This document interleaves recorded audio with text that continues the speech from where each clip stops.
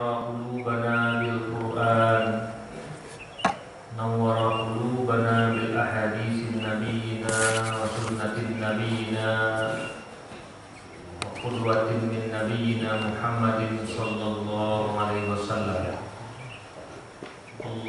اللهم صل على محمد وعلى آل محمد.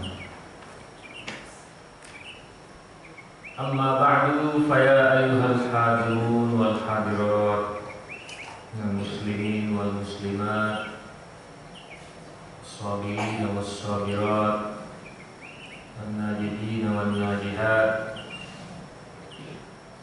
bapak-bapak dan ibu dan terutama sekali jajaran para pengurus masjid dan semua yang berhadir di rumah Allah ini, kita bersyukur kepada Allah bisa pada pagi hari ini diberi taufik oleh Allah mendirikan sholat jamaah dan melanjutkan dengan ibadah ta'lim. Mudah-mudahan Allah SWT akan lipat gandakan al-jaza atau balasannya. Amin ya rabbal alamin. Kemudian Bapak Ibu yang dirahmati Allah, pada subuh yang berbahagia ini kita ambilkan tema khutbah kita atau ceramah kita. Kalau dalam bahasa Arab namanya tetap khutbah Bapak Ibu ya, atau bahasa kitanya adalah pengajian atau ceramah. Yang ini tentu Bapak Ibu mau mulai dulu, saya mulai dulu ya, dengan perkenalan, karena ini penting juga Bapak Ibu ya, agar kita ada tahu. Saya namanya Jawahir Jamhur, asalnya dari Padang Bapak Ibu. Kita mengajar di UIN Ciputat, dulu kuliah di Mesir ya, di Jamhuriyah Misr Al-Arabiyah, Republik Arab Mesir, Al-Qahirah, di Kairo, Fil Azhar Al-Syarif, di Al-Azhar yang menjadi panutan atau dipandang atau oleh kaum muslimin sedunia, kampus yang tertua di dunia.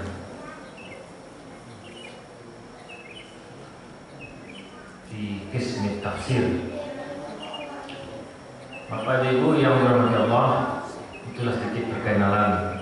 Mudah-mudahan kita maklumi Bapak Ibu. Ada pertanyaan masalah perkenalan ini Pak ya?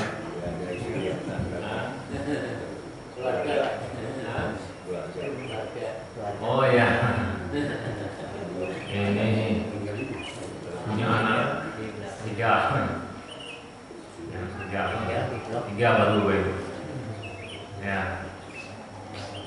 Kemudian tinggalnya di sini Pak ya, Pondok Pucung. Jadi baru ini Pak, jadi belumlah apal betul lengkap. Halaman sekitar 200 meter lah ini Pak Ibu ya, untuk ujung juga. Bapak Ibu yang dirahmati Allah, insya Allah nanti kita akan sering mengadakan taklim di sini ya, insya Allah ya. Mudah-mudahan Allah berkahi kami ya rabbal alamin. Pada subuh hari ini Bapak Ibu yang dirahmati Allah,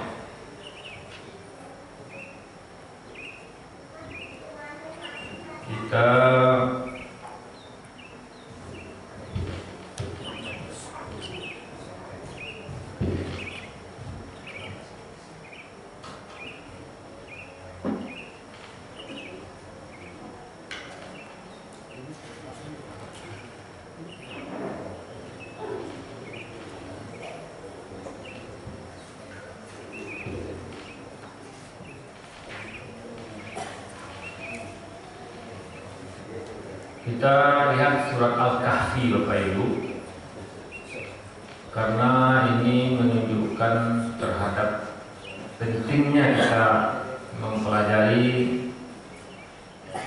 karakter pemuda Al-Kahfi. Mudah-mudahan nanti kita akan bisa meniru sifat-sifat mulia atau karakter yang mulia dari para pemuda Kahfi ini. Surat Al-Kahfi menggambarkan Bapak Ibu kondisi-kondisi yang akan kita hadapi, sehingga Nabi kita mengatakan siapa yang rajin membaca surah Al-Kahfi, insya Allah akan aman dari fitnah Dajjal. Fitnah Dajjal ini adalah fitnah yang paling besar selama dunia ini diciptakan Allah SWT. Dan ini belum terjadi, Pak Ibu, akan terjadi. Jadi Nabi kita sudah mengingatkan kita dan mengajari kita dan membimbing kita bagi umatnya yang akan hidup di akhir zaman, yang akan menghadapi pemuda Kahfi, menghadapi Dajjal ini. Karena fitnah Dajjal ini Bapak Ibu ujian paling berat untuk seluruh penduduk bumi. Maka oleh karena itu penting sekali kita sering membaca surah Kahfi ini, minimal sekali seminggu, umpamanya pada hari Jumat.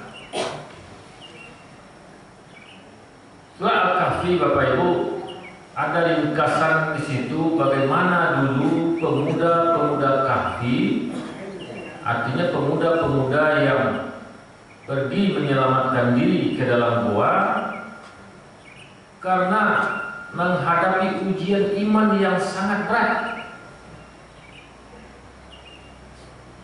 Ini Nabi kita juga sudah melakukannya.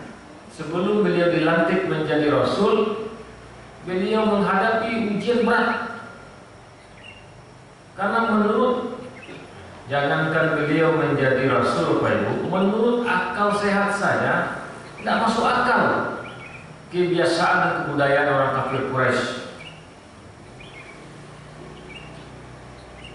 menyembah benda mati, kemudian sedikit-sedikit bermusuhan, berbunuh-bunuhan, sedikit-sedikit perang, sehingga akhirnya Nabi kita bertahanus pergi ke gua Hira untuk menyelamatkan iman, menyelamatkan pikiran yang sehat, fitrah yang sehat. Jadi Nabi kita sebelum dilantik menjadi Rasul juga sudah menurut beliau lebih baiklah menyelamatkan diri ya daripada mengikuti kebudayaan jelek ini. Akhirnya beliau pergi bertahanus ke Gua Hira. Sudah sebulan lamanya barulah beliau didatangi oleh utusan Allah yaitu Jibril untuk mengangkat beliau menjadi Rasul. Jadi sebulan lamanya itu beliau sudah bertahanus di Gua Hira. Ini menunjukkan terhadap bahwa memang akal sehat saya tidak menerima kebiasaan jelek itu. Nah, ini juga yang terjadi pada pemuda Kahfi. Mereka berpikir bahwa sebaiknya menyelamatkan iman daripada mengorbankan iman.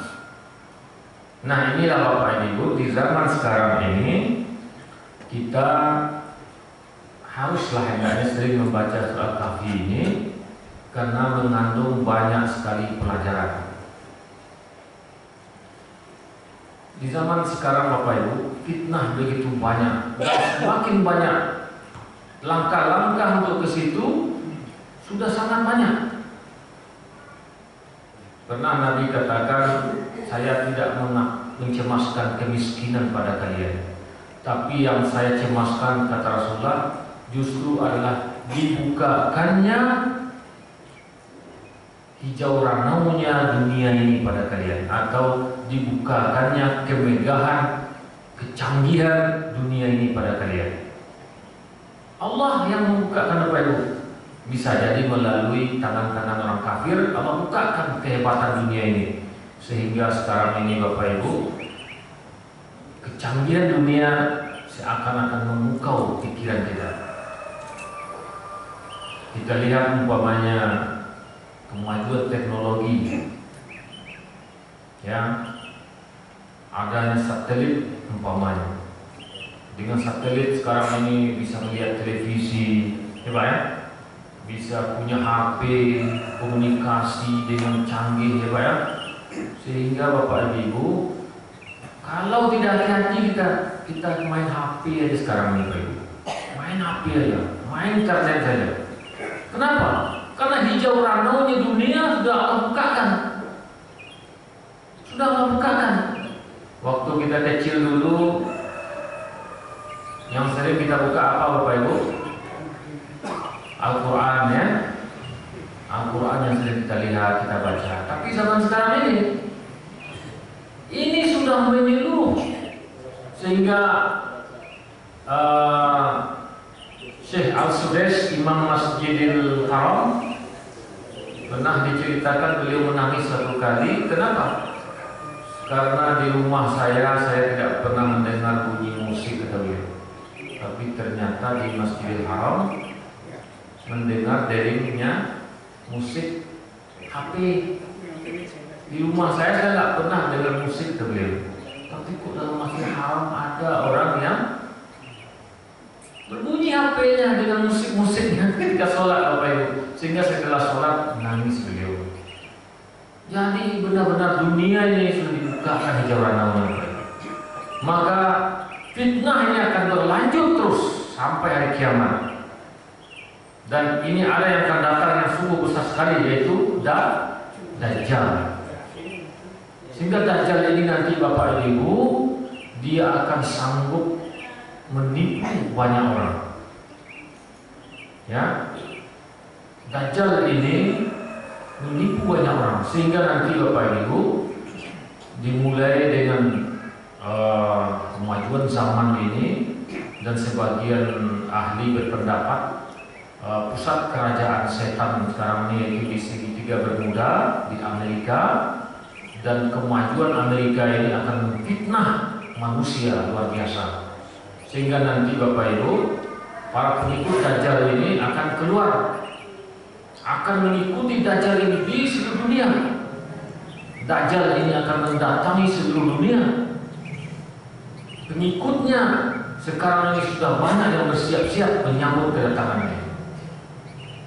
Sehingga Bapak Ibu, Nabi kabarkan yang tidak sanggup hanya didatangi atau daerah yang tidak akan dimasuki oleh Dajjal hanyalah Makkah dan Madinah. Ini memang dikawal oleh malaikat Bapak Ibu. Tetapi yang lain-lainnya, Padang, akan didatangi Dajjal. Tangerang akan didatangi Dajjal. Jakarta akan didatangi semuanya Bapak Ibu. Karena kecepatan bergeraknya tidak ada tandingannya Bapak Ibu. Ya, tidak ada tandingannya kecanggihan Dajjal itu nanti. Pesawatnya canggih bukan main. Ilmunya, teknologinya, sehingga dia bisa mengatakan kepada penduduk suatu daerah, kalian mau apa? kami gersang, kami butuh hujan. Maka dengan izin Allah Bapak Ibu akan terjadi. Apa itu? Dia bilang, wahai hujan, datang. Maka segeralah datang awan yang membawa hujan, segera langsung turun hujan.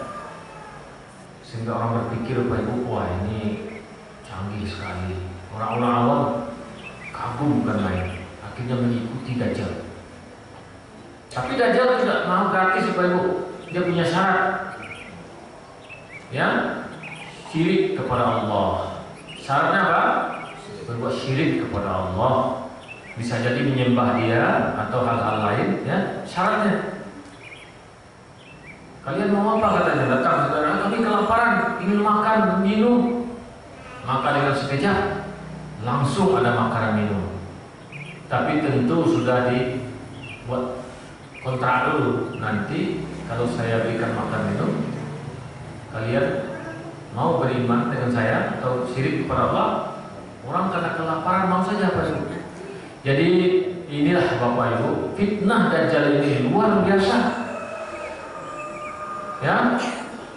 Sehingga dia juga untuk menakut-nakuti orang juga bisa. Ya, menggertak keimanan orang, dihentakkannya kakinya, dia bisa membuat gempa. Ya. Sehingga orang takut. Pengikutnya banyak, pasukannya banyak, dan bisa menggertak suatu penduduk dan membuktikan kecanggihannya. Sehingga Bapak Ibu, Nabi kita wanti-wanti jauh-jauh hari, takutlah kalian pada Allah. Takutlah kalian pada Allah. Hindari fitnah Dajjal. Banyak yang membaca surat Al-Kahfi. Kenapa Ibu? Ya, diingatkan dengan surat Al-Kahfi. Ya, ini buktinya.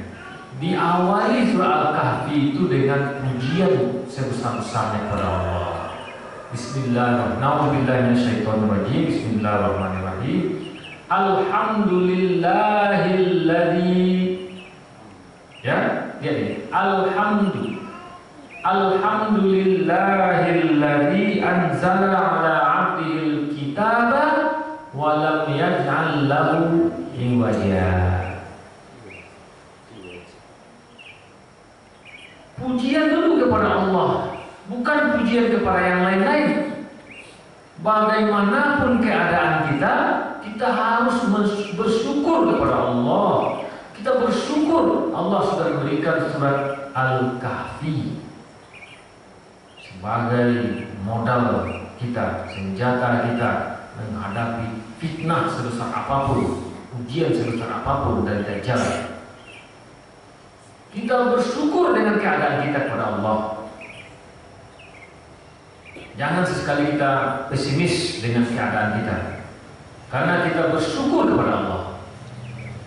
Maka guru saya dulu waktu di Al-Azhar mengatakan begini Bapak Ibu. Sebenarnya kita disuruh selalu memuji Allah, membaca Alhamdulillah, agar kita terus bersyukur kepada Allah. Bagaimanapun keadaan kita, bagaimanapun sulit dan susah dan penderitaan kita, tapi kita dengan memuji Allah, kita mensyukuri nikmat Allah. Maka dengan mensyukuri nikmat Allah, hati kita tidak sempat stres, pikiran tidak sempat stres, hati tidak sempat berburuk sangka kepada Allah. Hati tidak sempat dimain-mainkan oleh syaitan. Hati tidak sempat suuzon kepada Allah, juga kepada manusia. Selalu hati optimis, gembira, dan bersyukur kepada Allah. Makanya kita Bapak Ibu dianjurkan terus sering membaca Alhamdulillah. Sehingga apa itu sa'adah? Apa itu bahagia? Kalau mau ditanya, apa itu bahagia? Bahagia adalah antashkura lillahi bima a'taka Allah walau kana fi nafsika syai'un la turiduhu. Bahagia adalah bahwa kamu bersyukur kepada Allah, bahwa kamu merasa cukup dengan nikmat Allah bagaimanapun keadaanmu. Itu bahagia baru, bahwa kamu bersyukur kepada Allah karena kamu merasa cukup dengan nikmat yang diberikan Allah bagaimanapun keadaanmu. Oh, kamu sedang kaya raya, tetap bersyukur kepada Allah dan merasa bahagia. Oh, kamu seorang yang miskin dalam pandangan orang lain, ya, tidak punya apa-apa, miskin, susah, tapi dengan merasa bersyukur, dengan merasa cukup nikmat yang Allah berikan, akhirnya tetap merasa bahagia. Jadi bahagia itu bisa dinikmati oleh semua orang. Karena siapapun dia merasa cukup dengan nikmat yang diberikan Allah. Nah, ini pernah terjadi pada zaman Khalifah Bapak Ibu, ya. Kalau tidak salah pada zaman Khalifah Al-Ma'mun, ya. Dari puncak istana dia melihat seseorang yang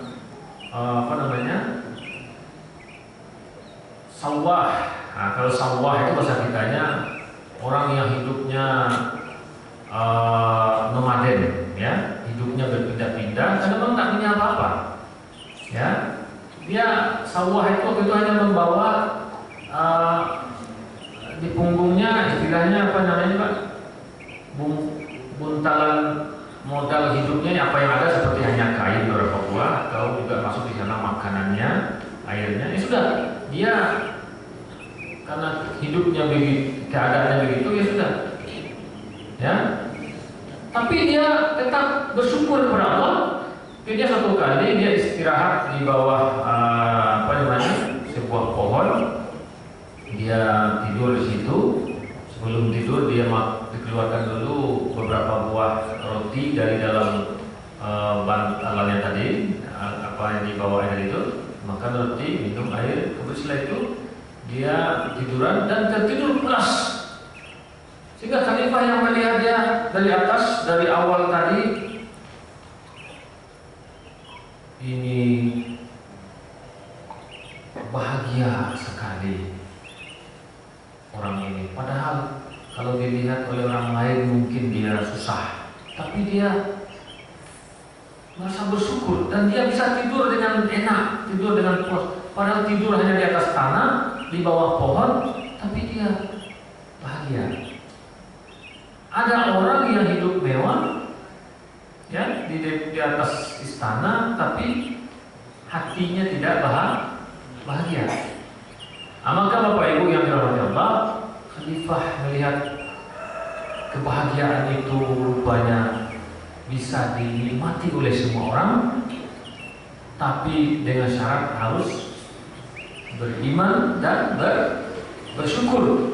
Maka inilah hikmahnya Bapak Ibu, kita selalu harus membaca Alhamdulillahirabbil alamin atas semua yang diberikan Allah kepada kita, atas pemberian Allah kepada kita, yaitu contohnya sekarang surat Al-Kahfi.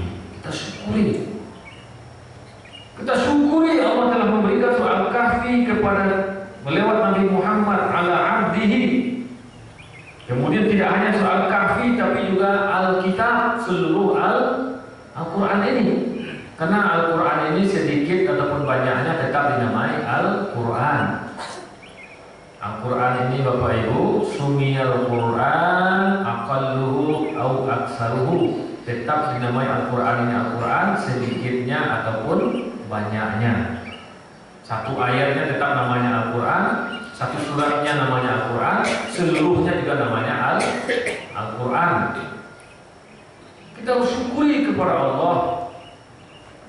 Walam yaj'al lahu iwaja, sedikit pun tidak ada dalam Al-Quran ini kebengkokan atau kedustaan atau kebohongan.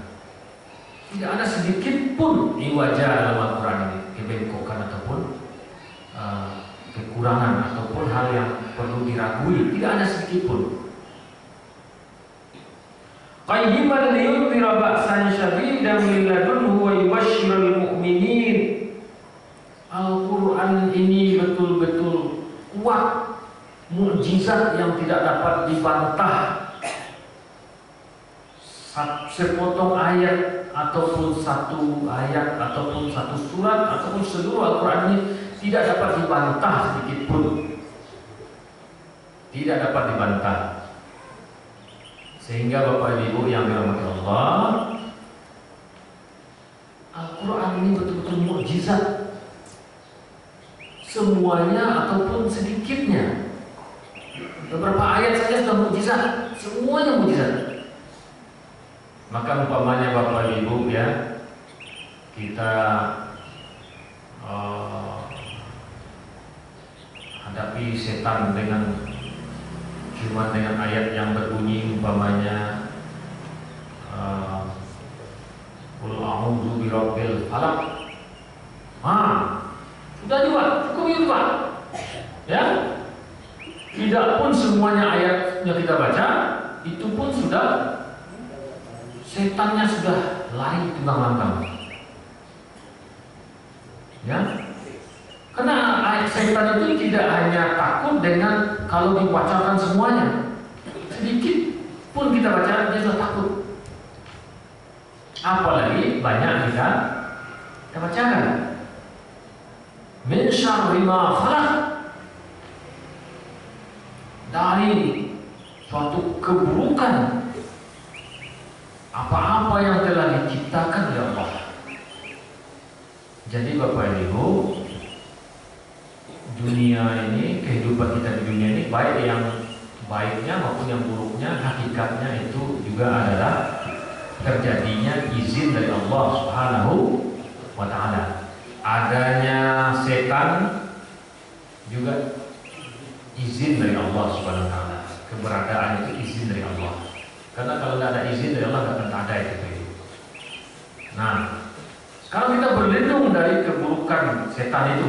Kita berlindung kepada Allah, maka insya Allah Bapak Ibu kita juga akan diberi perlindungan Allah, aman dari gangguan-gangguan setan ya, seperti kesurupan dan sebagainya. Ini modal kita, jampi-jampi kita ini Pak, ya, jampi-jampi kita adalah Al-Quran, ya. Sehingga mungkin kalau memang ada dalam sejarah Bapak Ibu ya, kalau memang ada terjadi ketika Jenderal Sudirman sudah digerebek oleh pasukan Belanda, ya, sudah nggak bisa lari sebenarnya kalau menurut pikiran manusiawi Pak ya, sudah nggak bisa lepas sebenarnya itu. Tapi Jenderal Sudirman segera membacakan ayat kursi, ya, juga beberapa surat Yasin ya, sehingga pasukan Belanda itu tidak yakin ada Jenderal Sudirman di sini, ya. Mana Sudirman? Ya orang sudah ketakutan, ya ngaku aja, ya ini dia. Kata tentara Belanda, bukan ini. Mana dia? Jangan sembunyikan. Ya ini dia. Kalian jangan main dengan saya. Ini pasukan Belanda nggak yakin, padahal itu. Jadi ini ya kalau dikatakan mukjizat Bapak Ibu ya, pasti jelas ayat Al-Quran ini mukjizat. Tetapi sebagaimana kata Imam Ibnu Taimiyah, akhlak kita yang baik, kita sebenarnya ya jangan ingin terkenal dengan terjadinya hal-hal luar biasa pada kita, karena itu akan menimbulkan sombong. Ya, kita ingin terjadi hal-hal luar biasa sehingga kita dikenal orang. Sebenarnya itu juga nggak ada yang tidak baik. Sehingga kita dikatakan wali Allah yang banyak keramatnya. Nah, ini sebenarnya tidak ada diinginkan apa itu. Tapi kalau itu sudah terjadi tanpa kita ingin terkenal punya keramat, ya, sehingga kita digelari oleh Allah, itu kan pertolongan Allah. Ya sudah, Kita syukuri saja Bapak Ibu. Ya, banyak terjadi pada sahabat dan juga pada para tabi'in, terjadi hal-hal luar biasa seperti Khalifah Umar bin Khattab. Apa luar biasa Bapak Ibu? Kata Nabi, Umar ini kalau melewati suatu jalan, kata Nabi, dan ketika itu setan sedang kumpul-kumpul di jalan itu, maka sebelum Umar ini lewat, setannya sudah kabur semua. Ini hal luar biasa yang terjadi pada diri Umar bin Khattab. Tapi beliau nggak pernah itu Pak Ibu, berkuar-kuar pada orang, saya ini wali Allah. Nggak pernah. Ya, saya ini wali Allah. Setan kalau sedang ngumpul-ngumpul saya lewat kabur semua itu. Umar nggak pernah. Nabi sudah memberitakan demikian. Umar tetap tawadu, tidak sombong Pak Ibu. Tidak pernah mengaku saya ini wali Allah, nggak ada. Begitu juga beliau sudah dikabarkan oleh Allah, oleh Rasulullah dengan kabar yang sangat menggembirakan. Apa itu? Beliau itu dikabari oleh Rasulullah salah satu penduduk surga, sehingga Umar termasuk al-asyarah al-mubasyarah bil jannah, 10 orang yang dikabarkan akan masuk surga. Tapi Umar nggak pernah keluar-keluar ke sana kemari, wah saya ini nanti penduduk surga ini, romantika saya ini. Anda pernah Umar mengatakan hal demikian, ya? Ini malah beliau, ya, khawatir dengan diri beliau kalau amal beliau berkurang. Maka oleh karena itu Bapak Ibu, inilah makanya kita harus selalu waspada dengan berbagai syarri, ya, keburukan yang ingin ditimbulkan oleh setan. Karena syarrinya setan ini mengikuti berbagai strategi Bapak Ibu, ya. Dia punya strategi untuk mencelakakan seseorang. Baik itu keburukan melalui faktanya memang buruk, ataupun keburukan karena kita sudah terperangkap oleh siasat setan. Terperangkap seperti oleh siasat setannya seperti apa Bapak Ibu? Kita umpamanya sholat khusyuk, ya, khusyuk sholat, memenuhi rukun syarat khusus. Setan juga punya perangkap lain. Apa itu? Hingga setan bangkitkan rasa ujub dalam hati kita. Apa itu? Merasa, oh ya, sholat saya tidak khusyuk ini. Itu sudah perangkap setan juga. Merasa kita sudah sampai memenuhi tingkat kekhusyukan. Merasanya ini yang juga bagian daripada strategi syarri syaitan, strategi jahat dan setan. Makanya Pak Ibu, kalau kita sebutnya min syarri ma khalaq, itu betul-betul, ya, kita sampai ke tingkat hati-hati dalam godaan setan, sekalipun itu kita sudah memenuhi berbagai kebaikan yang diminta oleh Allah, tapi kita merasa sudah memenuhinya. Nah, ini hati-hati. Nah, maka mukjizat Al-Quran ini Bapak Ibu betul-betul harus kita syukuri sebaik-baiknya. Inilah menunjukkan qayyimah, ya, sehingga ada satu pembahasan kami di kampus namanya tema atau judulnya adalah bukti-bukti mukjizat Al-Quran, ya, bukti-bukti mukjizat Al-Quran. Jadi kalau Bapak Ibu nanti temu buku itu seperti itu judulnya, ya belilah, bagus juga itu Pak, ya, agar bertambah kuat keyakinan kita pada Allah dan semakin kuat penghormatan kita terhadap Al-Quran, karena dia bicara tentang bukti Bapak Ibu, ya, fakta-fakta yang memang tidak dapat kita bantah, ya. Ini Al-Quran yang kokoh seperti ini adalah miladun, benar-benar dari sisi Allah Subhanahu wa Ta'ala. bukan karangan Nabi Muhammad SAW. Dan di dalam Al-Quran itu wa yubashshirul mu'minin, Allah beri kabar gembira kepada orang-orang beriman. Kabar gembira dalam Al-Quran ini, Ibu. Jadi bagaimanapun keadaan orang beriman, hidupnya susah, miskin dan sebagainya, tetaplah bergembira. Tetaplah bergembira. Kenapa? Karena Allah menjanjikan kehidupan yang lebih baik kepada kita nanti. Makanya orang beriman itu, Pak Ibu, sebenarnya tidak boleh putus asa, tidak boleh kesedihannya melampaui kegembiraannya dengan beriman kepada Allah. Tidak boleh. Ya. Karena dia hakikatnya orang beriman itu harus bahagia, harus gembira, harus. Kenapa? Karena dia dijanjikan dalam surga. Itu masalahnya, Pak Ibu. Dijanjikan surga, maka harus gembira. Tetapi jangan sampai tidak merasa kita udah pasti masuk surga ini, ya. Nah, sudah, kita santai-santai aja. Ini memang nggak bisa, Pak Ibu. Ya. Kita yakin, Pak Ibu. Coba kita pikirkan secara logika manusiawi, Pak ya. Palestina itu udah berapa tahun disiksa oleh Israel, Pak? Ya, udah berapa tahun? Sudah puluhan tahun disiksa oleh Israel, Pak Ibu. Nggak ada listrik, nggak ada air, ya. Tapi kenapa kok orang-orang Palestina itu punya hati yang sepertinya melebihi kita, Pak Ibu?